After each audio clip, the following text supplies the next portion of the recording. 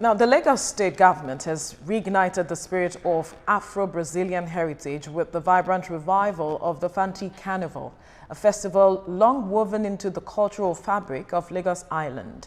This is a carnival rooted in the 19th century history of Afro-Brazilian returnees, which celebrates Lagos' multicultural legacy through colorful costumes, traditional music, and high-energy performances. The carnival has evolved into a symbol of unity and identity. Its vibrant revival marks a significant milestone in preserving Lagos' multicultural legacy. As Lagos continues to grow and modernize, our cultural stories must not be lost. Joining us in the studio for this conversation is a Nigerian documentary photographer, Dayo Adedayo. Good morning. It's good to have you join us. Oh, hi, good morning. Good to see you once again after a very been long ages. time. It's been ages. But anyway, you're here now, and let's talk about the Fanti Carnival, its revival, what it means for Lagos State, and you documenting it. Tell us about it through the eyes of a documentary photographer. Oh, good morning once again. Thank you. Thank you for inviting me. All right. The first thing I would say is I have to thank the governor, Mr. Governor Babajide Sanwo-Olu, for finding it very well to get a commissioner, Mrs. Toke Benson Awoyinka, because people do not know what goes on behind the scenes, and you can see that there's a revival of tourism in Lagos State, and it's one of the team's agenda of the government. Even though I'm not in government, I'm not a politician, and I'm just a documentary photographer, and we just have to document what is on ground. And I will give kudos to the governor because the last one I think was in 2010. And what they are trying to do, Nigerian economy, and what people do not realize about, it's not just festival. We shouldn't be looking at Fantis as a Fanti Carnival festival or anything like that. It goes beyond that. Yeah. It's more on the economy. Okay. Yes. So when you look at the welder, look at all the colors, the fabrics that were used. So people selling fabrics will make money, tailors will sew, welders will costumes here and there, food vendors and stuff, So it's more on the economic side. And I think the Ministry of Wealth Creation as well, at a point, is going to be involved in all these things. So coming to Fantis now, there has been festival. We don't do tourism in Africa, but we do festivals. Yeah. And according to the head of the Eco-Waro Association, they've been doing the festival long before the Brazilian returnees. So it started in the 18th century. So by the time the Afro-Brazilians returnees came, they're only doing it in their own enclave. Different colors, they came with the samba. But before they came here, our people has been using gong-gong, Iyailu, all this omele. Yeah. Thank you. Were you a drummer before? Ogbedu and all these things. So they've been doing their festivals because they worship the different gods. So they do that yearly. Then the Afro-Brazilians now came back. That's right. And at a point, it ventured out of their own community to go to the local community on Lagos Island, Olówógbowó, Faji, Okepopo, Campus Square, with different traditional clothing and, fancy food stuff, which were new then in the 19th century. Because the ones they do here prior before that were just festivals to worship the gods, enjoy themselves. But this now came with different colors, fabrics, and stuff like that. How was it documenting it as a documentary photographer? Personally, for me, when the commissioner called me, the commissioner for tourism, arts and culture, Mrs. Toke Benson Awoyinka, I said, oh, beautiful, because I have a new book coming out this year I think it's about 7 or 8 years I last published a book, you know, and I said, oh, fantastic. And I have one on Lagos State as well that I've been working on for the past 14 years.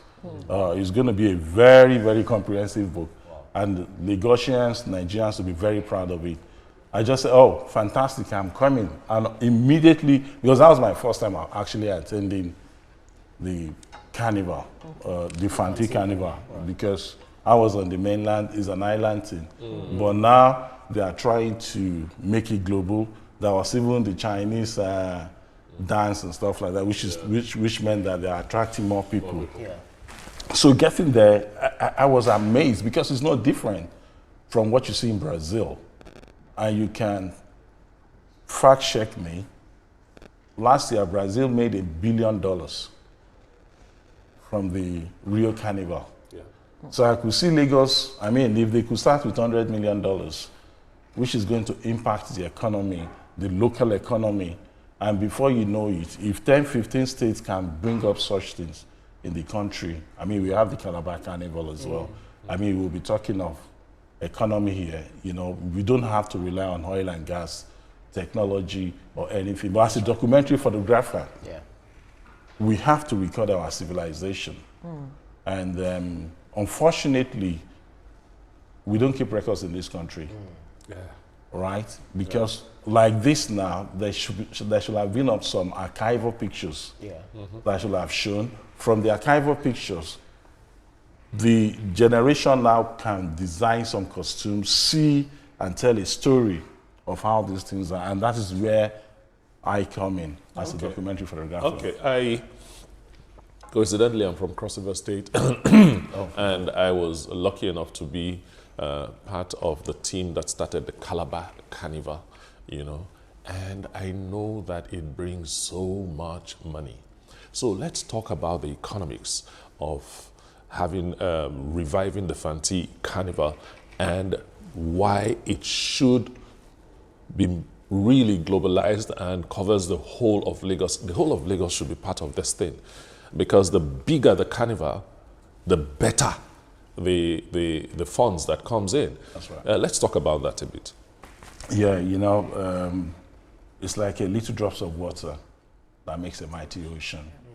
Now they've started, and if you look at what the administration of Mr. Governor Babajide Sanwo-Olu is trying to do, because I had a long time to talk with the commissioner.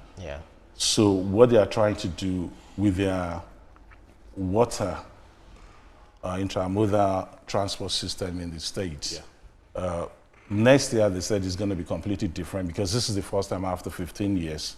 And gosh, were you guys there? No. Oh I didn't even know about it. So when I read about it, I said, hey, so something like this happened. It was organized in such a way that there wasn't much disruption to traffic. And it went on for 2 days, actually. Sunday and Monday. The Sunday was the government one, and the Monday one on the Easter bank holiday was the Brazilian one. You know, that went up to about 2, 3 a.m. in the morning. Yes, you know, we have pictures of all this. You know, so economy, government is trying to make sure that the red line will bring people as well from Alagbado all the way down. So if you are coming from Badagry area, you go on the blue line, because everything stops in Marina, and it's just a walking distance. I parked my car somewhere in Marina to walk down, which was part of the experience. And they are trying to, the commissioner said they are trying to use this 1 square mile of Lagos Island is full of historical relics. From the State House that was built in 1864, the presidential one that was built in 1864. So it's not just about carnival now. It's more of about people saying things they've never seen before. That's right. Like on the Sunday that I went, it was my first time of entering King's College, because the flow started from King's College. So I have to go in to take some pictures. And I was just looking at, wow, this is history. Scenery, you know, where board members, military generals, kings, you know, politicians of note went to, you know. So in terms of the economy, it's going to help the state.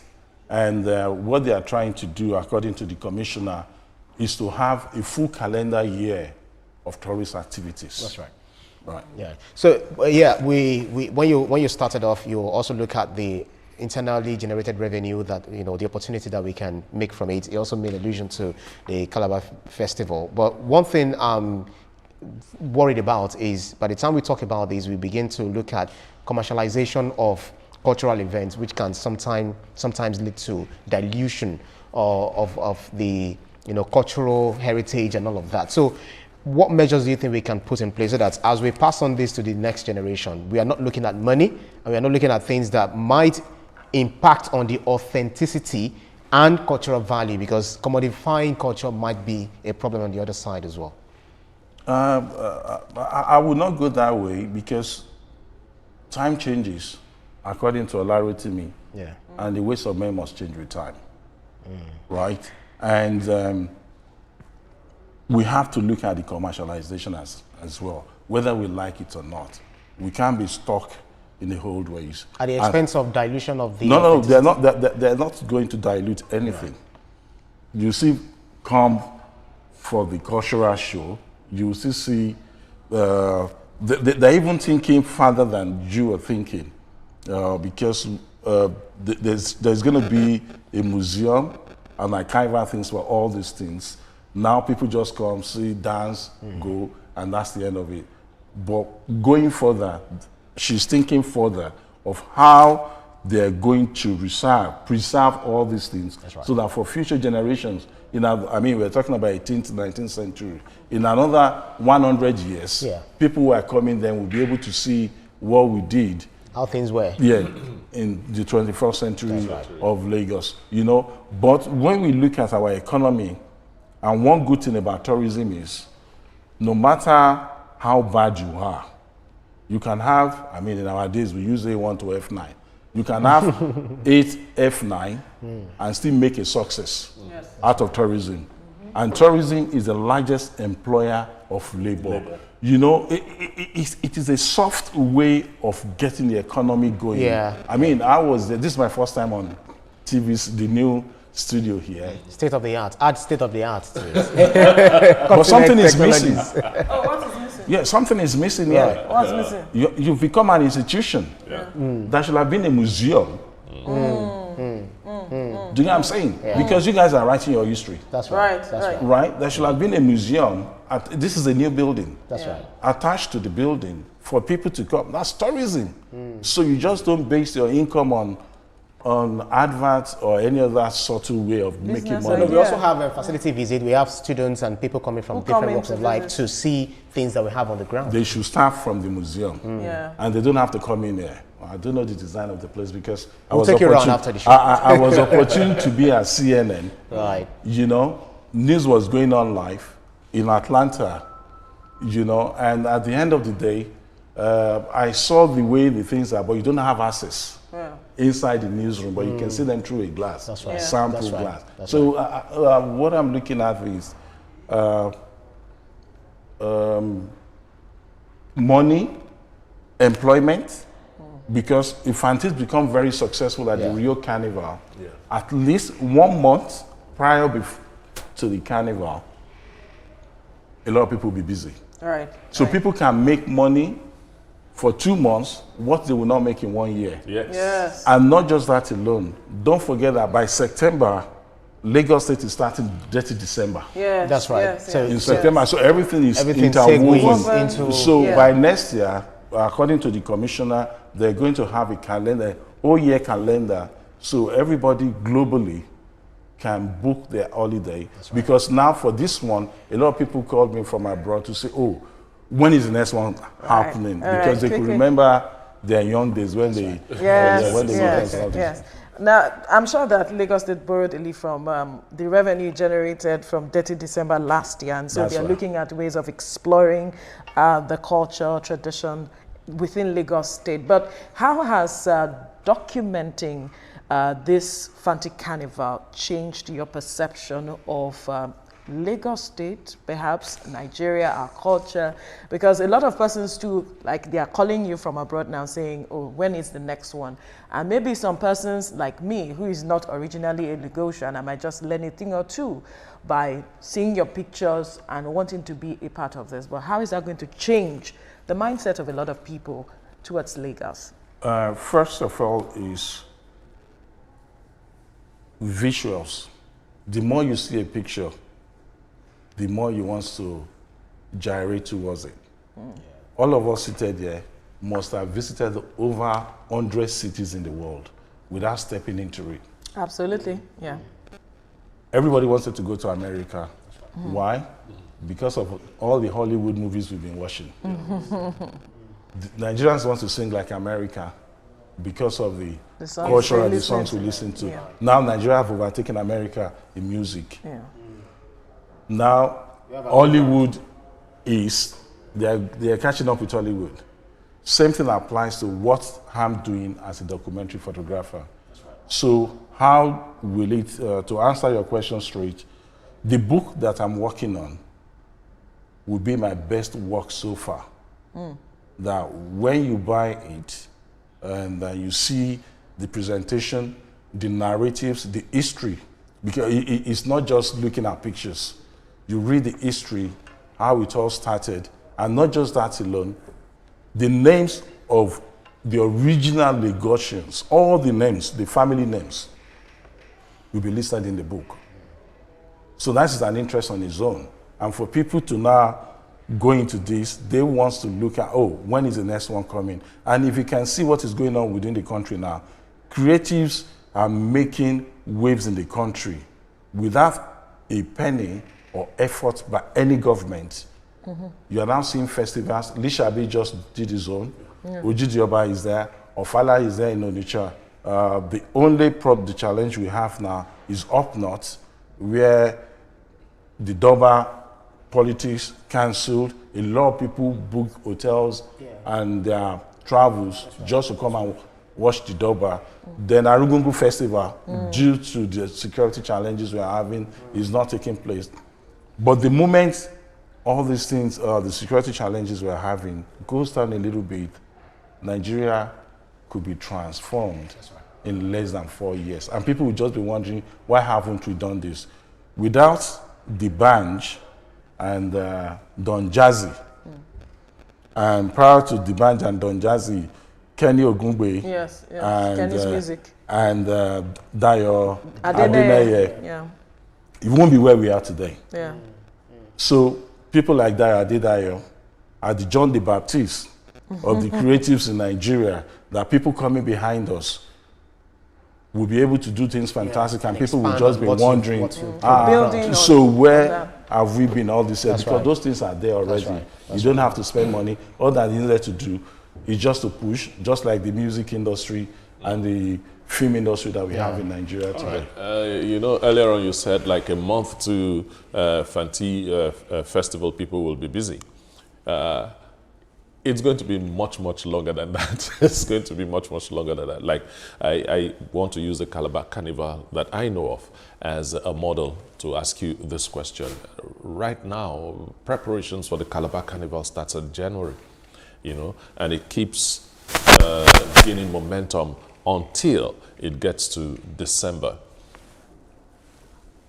What are the plans, Lagos State's plan, to sell Lagos State through this carnival? Is there a website somewhere? Are they talking to partners abroad? We would like to know that, because this thing is bigger than what we think. When we started the Calabar Carnival, it was a small two-street thing, and today it's worldwide. Now, I would love to see a situation where that happens in Lagos. So what are those plans to spread this thing further than just Lagos and West Africa? Luckily for me, I was with the commissioner 2 or 3 days ago. Yeah, 3 days ago. I was in our office, and we had a lengthy time to talk not just about the Fanti, because one thing I usually tell her whenever we are on the phone is, you put yourself in a terrible situation. One, Mr. Governor is on your neck. Yes. Two, you've started something that you yourself do not know what is going to happen. So what is happening after this Fanti festival? Due to the social media impact, a lot of people, a lot of companies are coming in now. Exactly. And I think she's going to set up one of the, I'm not in government. Yes. Yeah, I'm just a photographer. And no, I'm not a politician. I'm not in government. But because of the kind of work that I do, and I usually get my permission from the highest authority, because Nigeria is the most difficult place to photograph in the world. If you don't believe me, let any photographer come to TVC now. That's right. He will be arrested. Why are you photographing our TVC? We see a lot of that. Yeah, you know. Right. So what she said was they are working on the next one. They're setting up a committee very soon. How they're going to, because if you look at this very one that they did, where they had the venue itself was very small, because they were not expecting that much crowd. Yes, so the turnout was heavy, which she was very proud. The governor was very happy. Right. And I think in one of the first lady was just dancing, because the first lady is a Brazilian descendant. The governor too is a Brazilian descendant. Yeah, the first lady, Karena, the governor, Cole, you know. So there is this blood, and blood is thicker than water. So they are looking at a way of making it where they will use the 1 mile square road, so people can go through all those historical places around Lagos Island, you know, to be able to not just sell the Fanti, not just for people to enjoy themselves, but for people to see the beauty of Lagos, because I need the people know the history of those places. So the next one, I think, is going to blow people's mind. I think probably we need to check our genealogy so that we'll know where we really are from. But then, do you not feel that the rebranding of the One Lagos Fiesta into a one-day kind of Greater Lagos Festival could probably raise concerns for local artists, especially in the events and other pressing social needs, like talking about allocation of, resources to that, could affect the opportunities for local artists and vendors? I don't know the plans of the government, but what I know is that competing, what is it called now, my brain, money for other sectors of the economy, of government. Roads are there to tackle, education, health. You can't just spend everything on entertainment. But having said that, I think they are planning not just for one day now. I think it was meant to be 5 days or so in the Ibile of Lagos. And do you know the full meaning of Ibile? No. Oh, really? It's an acronym. Yeah, it's an acronym. Ibile means nativity in English. No. Ibile in Lagos is Ikeja. Badagry. Okay, Badagry. Ekpe. Lagos. Lagos? Yeah, Lagos is Lagos Island. Oh, yeah, that's right. Because I felt everything came together to become Lagos. Quickly, do you have any favorite picture or moment that you captured that you could just describe for us in a few seconds? Because we are wrapping up. Yes. Lagos is really going on. There's these children with disability that I saw. They're very happy. One of them he could not talk. He was just moving his body, to the music. To the music. And I took several pictures of him, maybe about 20 or 30 pictures of him. Oh. Nobody have seen that. That's coming in my book. That's it. So the picture everybody saw, I've actually not from my camera. Oh, okay. So any picture posted on social media, and not from your camera, and not from my cameras. I'd like to see the pictures. There are pictures from my mobile phone. Because you can use mobile phone to do anything. Absolutely, yes. Absolutely. We could see beautiful pictures on our screens. They are from my mobile phone, not from my cameras. Our time is up. We must thank you, documentary photographer Dayo Adedayo, for your time on the program, and well done on what you do. We look forward to that book you're writing. You will be the first to know. Don't worry. And aside from the book, quickly, 30 seconds, there is something coming, first of its kind in Africa. that where you can relive Calabar Carnival live, a massive experience, where you can relive the Fanti Carnival live that I'm building. And it's immersive. It's not far away from here. I'll give to VC. Thank you once again. All right.